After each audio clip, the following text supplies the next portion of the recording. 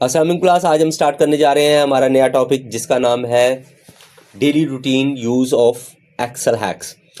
मतलब हम एक्सेल के ऊपर डेली टू डेली कौन कौन से फंक्शंस इस्तेमाल कर सकते हैं और जो मोस्ट प्रॉब्ली हमारी हेल्प करते हैं मुख्तलिफ सिचुएशंस में इसको कंट्रोल करने के लिए। एक्सेल में बहुत सारे डेली फंक्शंस हैं जिनको हम डेली टू डेली यूज़ करते रहते हैं। इनमें है product function, now function, roman function, upper और lower case, trim function, max, minimum function, ratio analysis, data into image evaluation, representation function, transpose, cash, net cash, converting data from year to minutes, minutes to seconds और some if function. अब ये काम किस तरह से करते हैं, इसके लिए हमें जाना पड़ेगा अपने अगली शीट पर, जहाँ पे मैंने कुछ डाटा इसलिए लिखा हुआ है ताकि बहुत सारा टाइम हमारा बच सके। सबसे पहला काम करते हैं जी, हमने यहाँ पर निकालना है प्रोडक्ट फंक्शन। तो मैं आपको बताता चलूँ कि प्रोडक्ट फंक्शन है क्या। Product function is that kind of a function जिसका काम क्या होता है, to multiply all the values where you are giving.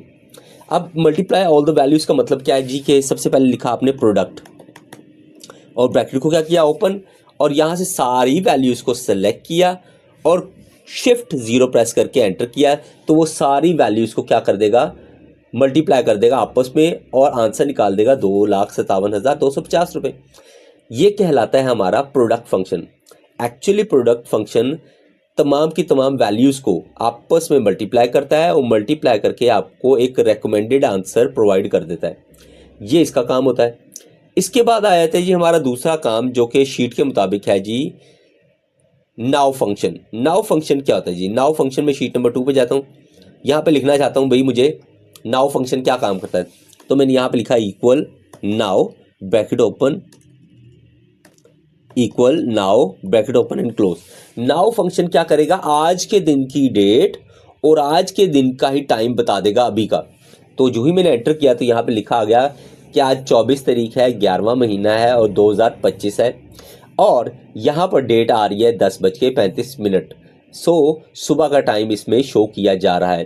तो नाउ फंक्शन क्या काम करेगा, नाउ फंक्शन ये काम करता है कि आपको अभी की डेट और टाइम बता देता है। That is known as now function.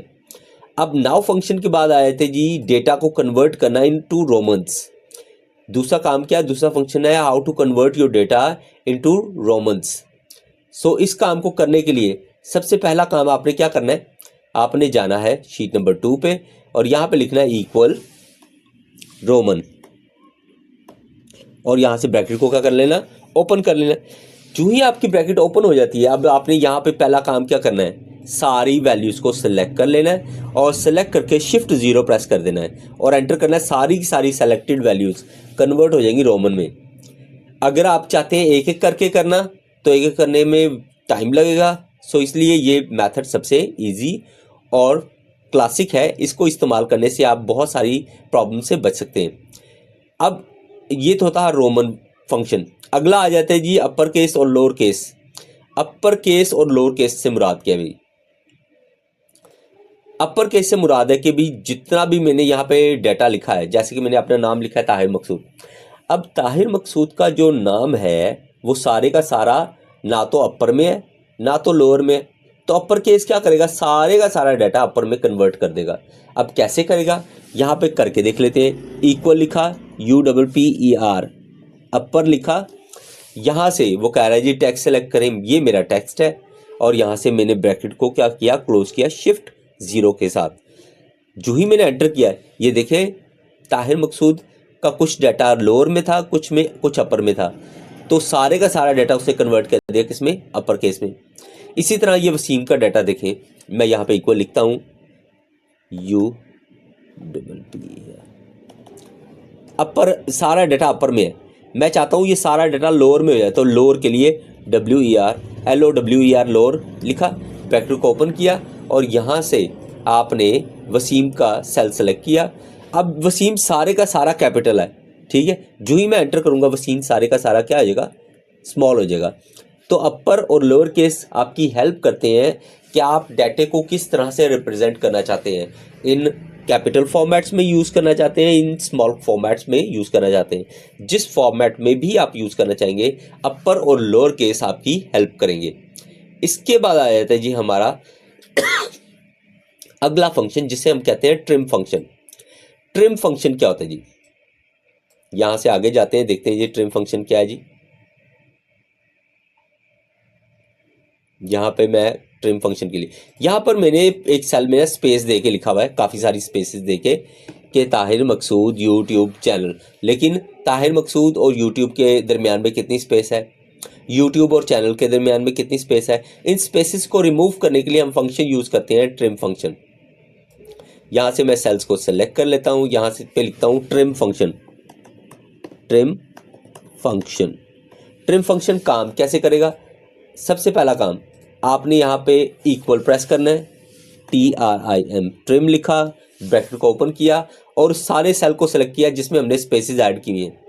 Trim function ये काम करेगा कि भाई आपकी जितनी भी अनवांटेड स्पेसेस हैं जो आपको नहीं चाहिए वो उसको रिमूव करके फिर आपको डेटा देगा। तो ट्रिम फंक्शन आपकी हेल्प करता है अनवांटेड स्पेसेस को रिमूव करने के लिए।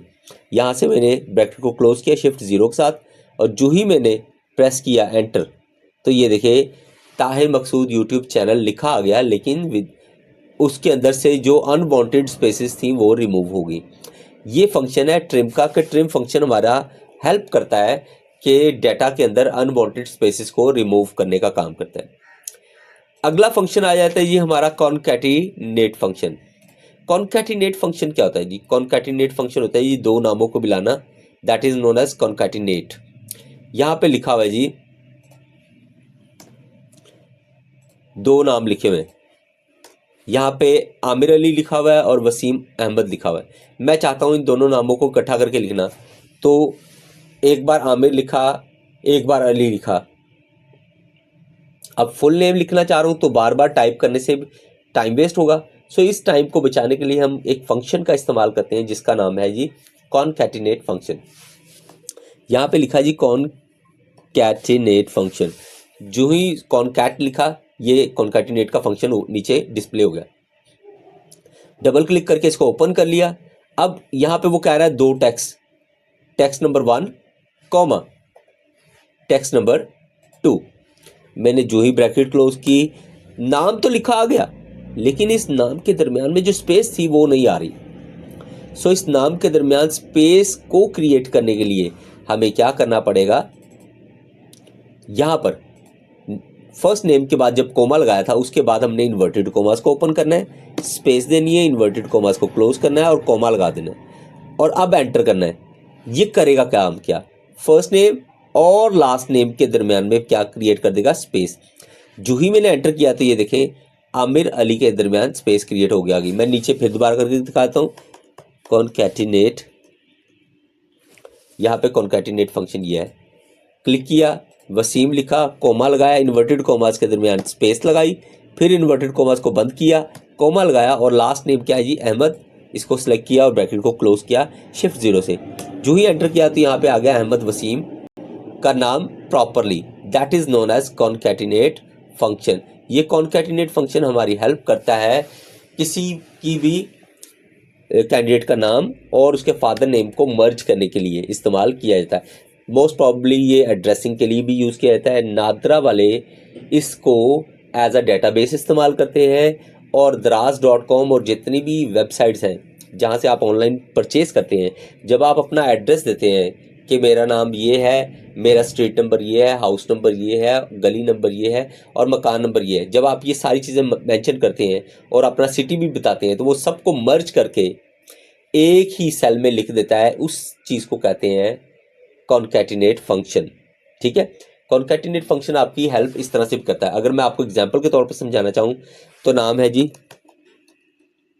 Tahir, street number 12, house number 4,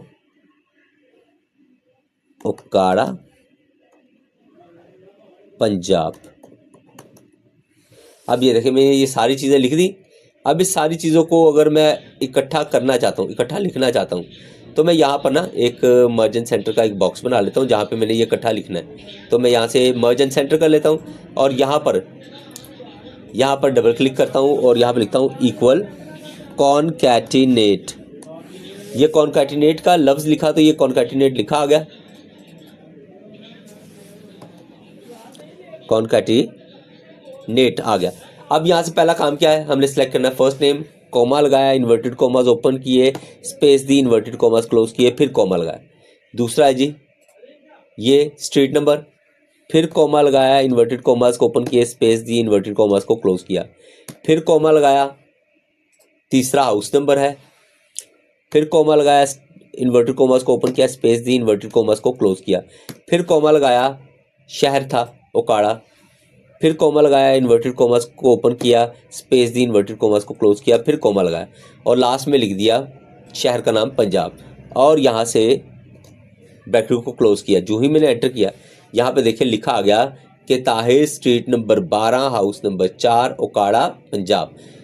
इस तरह से दराज वाले भी आपका एड्रेस मेंशन करते हैं और वहाँ पे एक कॉन्कैटिनेट फंक्शन लगा होता है जिसका काम क्या होता है, आपके पूरे सेल को फ़ोन नंबर के साथ मर्ज करके आपको बता देना। ठीक है, सो इस तरह से कॉन्कैटिनेट फंक्शन हमारा काम करता है। याद रखिएगा ये सबसे ईजिएस्ट वे है how to use your concatenate function. Now function के बाद मैक्स और मिनिमम फंक्शन के ऊपर जाते हैं जी। मैक्स और मिनिमम फंक्शन क्या है जी, यहां से मैंने इस डाटा को रिमूव किया। यहां पर सबसे बड़ी वैल्यू कौन सी है,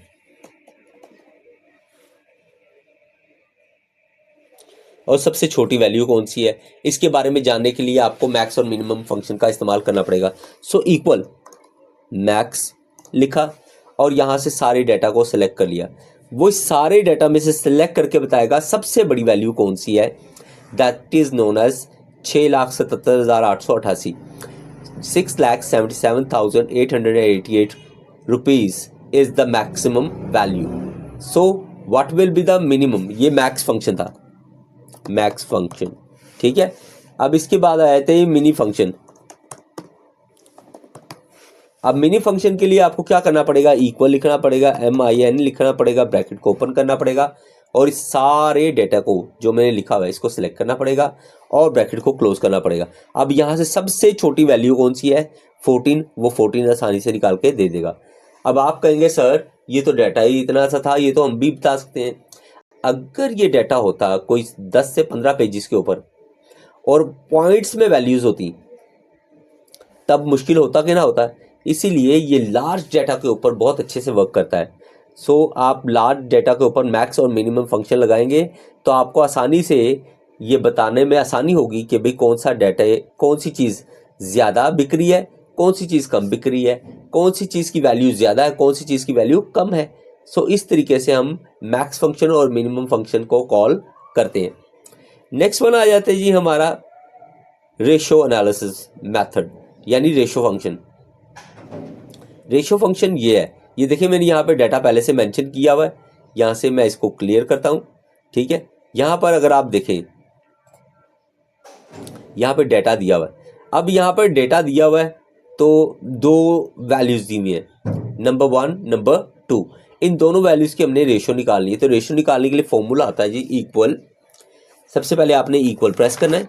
इक्वल प्रेस करने के बाद आपने 100 को डिवाइड करना है किसके ऊपर, 50 पे, यानी फर्स्ट वैल्यू को डिवाइड करना है सेकंड वैल्यू पे।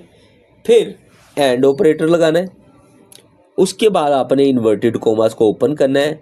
अब रेशो के दरमियान में कॉलन का साइन होता है तो वो कॉलन का साइन हमने लगाया और इन्वर्टेड कोमास को बंद किया और फिर लगाया एंड ऑपरेटर दोबारा।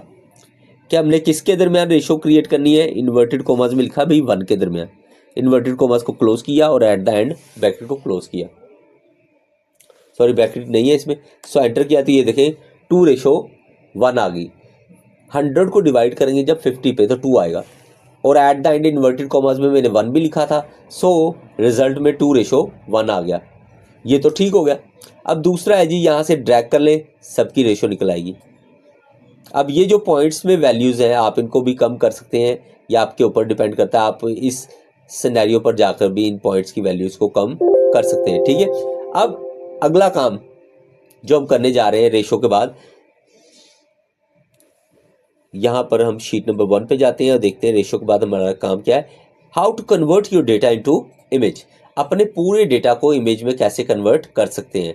तो मैंने यहाँ से डेटा को कॉपी किया, कॉपी करके शीट नंबर न्यू पे गया और यहाँ पे जाके मैंने इसको थोड़ा सा जूम कर लिया, जूम करके यहाँ पे कंट्रोल वी करके पेस्ट कर लिया, डबल क्लिक करते हैं। अब ये जो डाटा है ये आप एडिटेबल है, ये आप एडिट जब मर्जी कर सकते हैं, लेकिन अब इस डाटा को कन्वर्ट करना है किसमें, इमेज में। तो how to convert this data, सबसे पहले you have to select your data by pressing control A और जस्ट ड्रैग इट अप। उसके बाद आपने क्या प्रेस करना है कि आपने कॉपी करना है, कंट्रोल सी से हमने क्या किया, कॉपी किया और प्रेस किया, एक फंक्शन है शॉर्टकट की है ऑल्ट HVI। ये देखिए ये आपका डाटा क्या बन गया, इमेज बन गया। अब ये डाटा आप कहीं पे भी लेके जा सकते हैं, ये इमेज है ठीक है, बट ये इमेज नहीं है, आप इसको चेंज कर सकते हैं। ये देखिए मैं यहाँ से 44 करता हूँ, ये हो जाएगा। अगर मैं यहाँ से 55 करता हूँ तो ये नहीं होगा। और इसकी खासियत ये है कि जो डाटे में यहाँ चेंज होगी वो वहाँ पे भी चेंज हो जाएगी। जैसे यहाँ पे मैं 300 करता हूँ, 250 लिख देता हूँ, तो जो ही मैं एंटर करूँगा तो यहाँ पर भी ये 300 जो सा है किस में कन्वर्ट हो जाएगा, 250 में। ये देखें, तो मतलब ये इमेज एडिटेबल भी है।